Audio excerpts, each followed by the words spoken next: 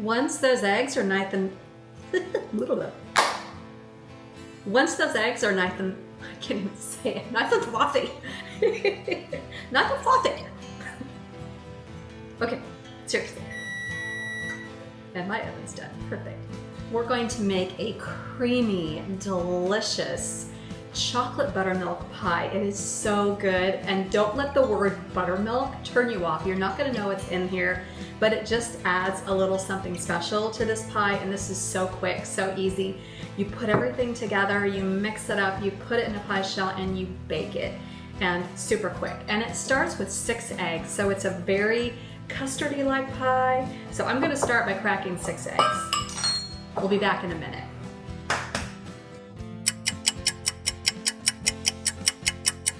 Once those eggs are cracked, you just need to give them a good beat. A mixer like this really helps a lot. Once those eggs are nice and frothy, you need to add in the other ingredients, which are a teaspoon of vanilla, and I do love to use vanilla paste. You can see that viscosity is so amazing. And then I need a pinch of salt. Salt and sweet, it balances the sweetness and makes it so delicious.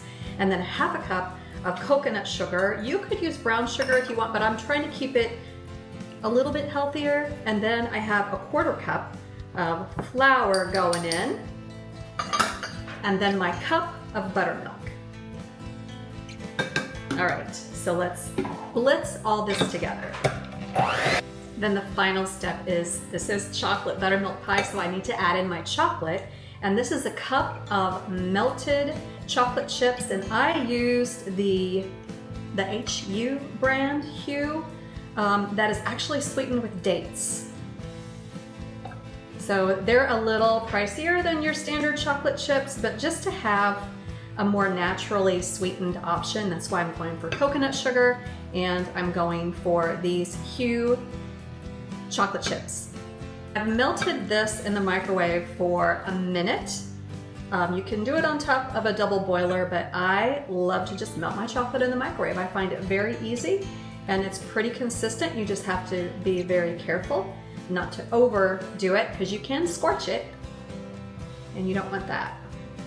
All right, let's give it another mix. That is lovely and frothy looking, and now I need to pour it into my deep dish pie shell. Being that I mixed it in this, it's kind of a bowl / pitcher, I've got a couple of these, one big like this, and then I've got another small one that's made to measure things. But it works really well when mixing things like this. I will link to this in the notes below.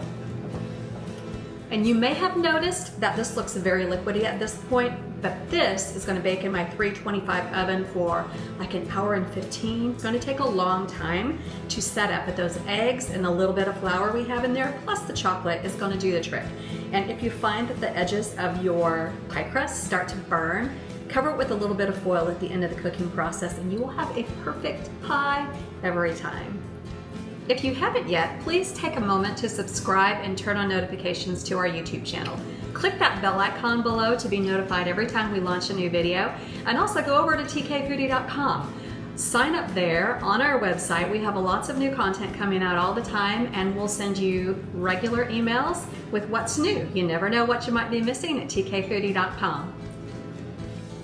My pie baked for exactly 1 hour and 20 minutes. It's out of the oven, and it is pretty cool. It's still just a little bit warm on the bottom. It's been sitting out for maybe 1.5 hours. Let's cut into this. I cannot wait to dig into this pie. Oh boy. I just want the smallest sliver. Lying, I want a big one, but I'm gonna cut a small one. I'm trying to cut a very pretty slice, but I'm already crumbling. Oh, look at this. Look at that creamy middle. If you can see, that looks absolutely fabulous. My mouth is watering. Okay, I'm going right for that middle piece, because that's like the pièce de résistance of any pie, I think, is the middle. Of course, I do like the crust part too, but oh boy. Oh, that is so good. A little bit of whipped cream, maybe some fresh berries, a sprig of mint to top it all off, and it looks like a beautiful slice of pie. And this is not too sweet and just the right texture.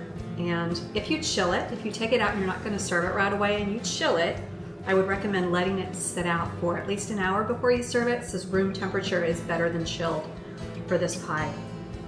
This is fabulous, folks.